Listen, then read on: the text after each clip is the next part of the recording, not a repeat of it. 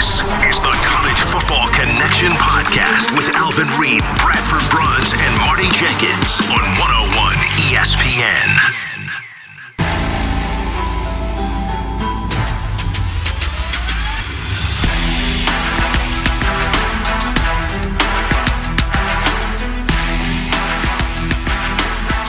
Well, it turns out Pavia's powers do have their limits, but cheer up, Vandy fans. You could always instead be in the camp of Penn State. Yeesh. And with that, we begin our latest installment of the College Football Connection. We're on 101 ESPN, that YouTube channel, plus 101ESPN.com for you. Bradford Bruns bringing you an overtime presentation after a ridiculous week number 6 of action across campuses everywhere. Thank you very much, STL, and everybody else out there in the audience for tuning in. Pro football rules that roost today, but in reflecting upon what we were able to take in, devour, and witness yesterday, let's begin at the very top. The game to which you were no doubt paying the most attention, implications in that SEC galore. Tuscaloosa, let's take it there, because then undefeated Vanderbilt had a head-to-head matchup for the second straight year against Alabama. The Crimson Tide obviously representing Mizzou's next opponent, October 11th. SEC Nation will be there, and for all of the right reasons yet again, because Alabama made sure to snuff out a really exemplary effort, especially in that first half by Vandy. Diego Pavia, you knew coming into the game, very few individuals across the land, if anyone for that matter, had more legitimate cases for a Heisman piece of hardware. Granted, yes, in the early stages of October, but Pavia had been sensational. The game prior having accounted for 6 total touchdowns against Utah State.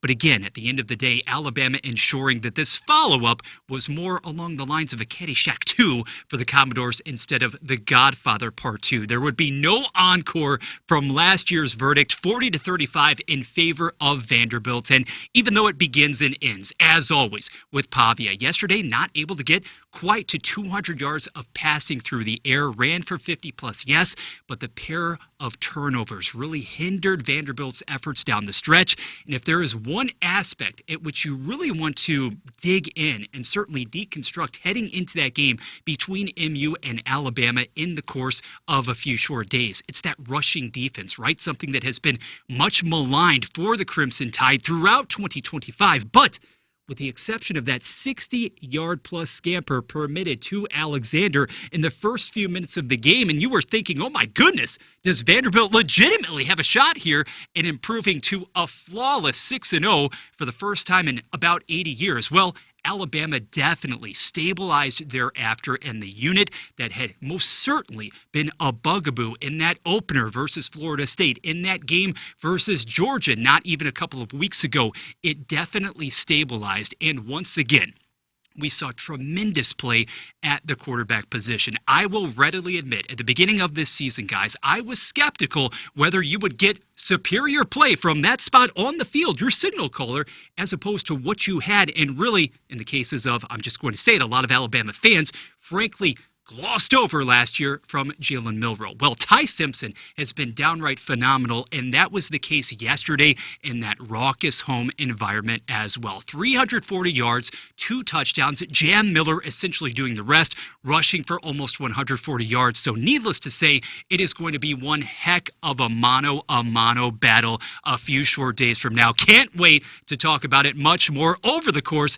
of the next week or so here on 101 ESPN, the YouTube channel. But we're going to table a lot of the Alabama-Mizzou-centric preview stuff for right now, because there's elsewhere to travel across the land. Let's go all the way out west, where an absolutely embarrassing effort, let's just be candid about it, the head coach was, after the fact, that was put out there for the taking and for the masses on national television, courtesy of the team that was ranked number 2 in the preseason top 25 poll. We'll get to Texas in a minute.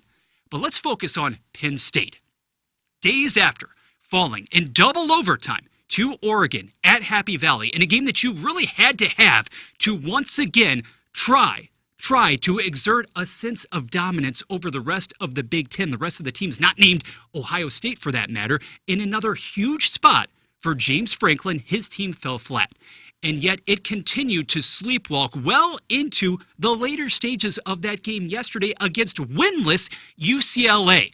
The Bruins coming out on top by the final of 42-37, a last-ditch comeback desperation attempt, falling flat for Penn State. Now with 2 losses, now having dropped out of the latest edition of the Associated Press Top 25 poll entirely, which was released a couple of hours ago. And guys, I do not see a path at this point in time for either Penn State or Texas to be able to really get back into that CFP equation, because you're talking about a pair of losses for both of these teams. But in the case of Penn State, that one was even more inexplicable. And that's not to say I'm not going to pin this one entirely. It would be really convenient to do so on the shoulders of Drew Aller. Much like his head coach, this is somebody who has consistently had some issues in big spots, critical games over the past couple of years.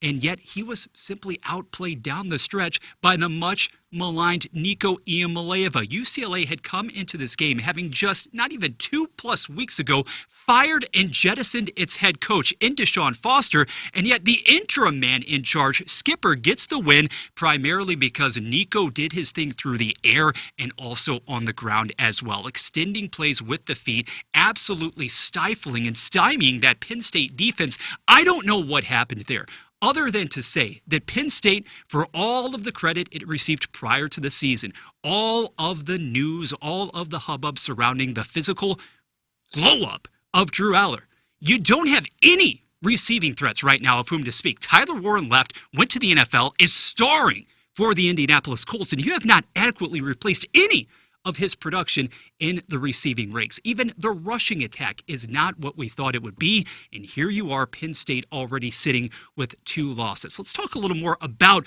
the newest version of the poll, because yes, it always does have to come back to Missouri in some manner of speaking. The Tigers, despite not having played yesterday, sitting out the Week 6 festivities with that bye, moving up as a result. So many upsets across the country to number 14. How about the Illini as well? I was fortunate enough, guys, to be in the studio there at 101 ESPN and saw Illinois absolutely cut a swath through its competitor yesterday in Purdue. And that was no small feat, no small accomplishment, because in the Boilermakers, you're talking about a program that has consistently been able to go up against Illinois in recent seasons. Actually, 15 of the past 20 meetings between those two schools. It is a rivalry matchup, but prevail and be victorious in those settings. It was anything but the case on Saturday afternoon in West Lafayette. Illinois putting up 43 points on the board. Luke Altmaier, what can you really say? Nearly flawless, completed 14 of its first 15 passing attempts for 306 yards, almost had 400 overall on the day,